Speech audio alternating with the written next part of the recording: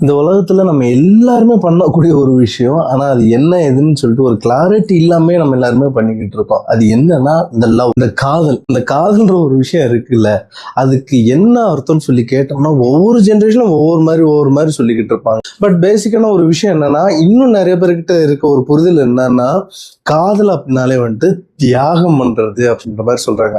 காதல்ங்கிறது வந்து வாங்குறது கிடையாது, அதை அப்படியே கொடுக்கறது அப்படின்ற மாதிரியான ஒரு தாட்ல நிறைய பேர் இருந்துகிட்டு இருக்காங்க. 2 பேர் இருக்கிறாங்கன்னா 2 பேருக்கும் மியூச்சுவலான ஒரு ஃபீலிங் இருக்கணும். அது ஹேப்பியா இருந்தாலும் சரி, சுகமா இருந்தாலும் சரி, அது எல்லாமே 2 பேருக்கும் மியூச்சுவலா இருக்கணும்.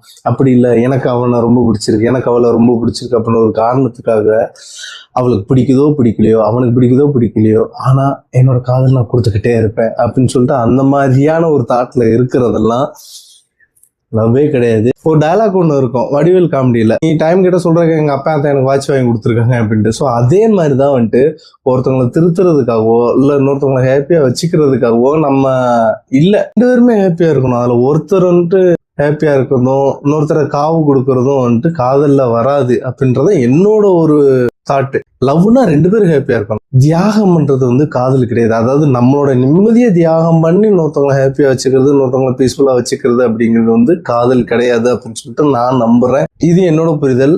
உங்களுக்கு என்ன புரிதல் இருக்கு அப்படின்றத கமெண்ட்ல சொல்லுங்க, நானும் தெரிஞ்சுக்கிறேன். மெஜாரிட்டி என்ன மாதிரியான கமெண்ட்ஸ் வருதுன்னு பார்க்கலாம். What is love? உங்களோட ஒப்பீனியனை சொல்லுங்க.